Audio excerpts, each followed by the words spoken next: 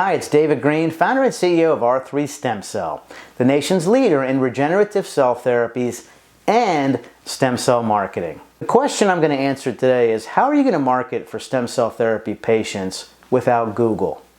Google has placed a ban on stem cell advertising. There's no way around it. The amount of keywords that they banned on their advertising network is pretty comprehensive.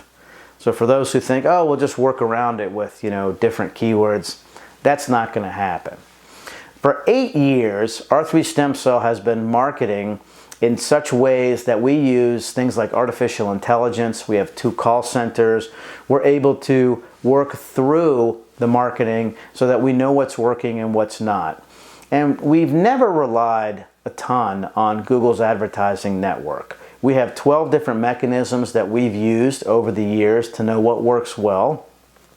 And I'm not going to delve into those right now, but I'd be happy to on a free consultation with you and those at your practice. Every month we generate over 5,000 prospective patient leads for stem cell therapy for the practices that we work with.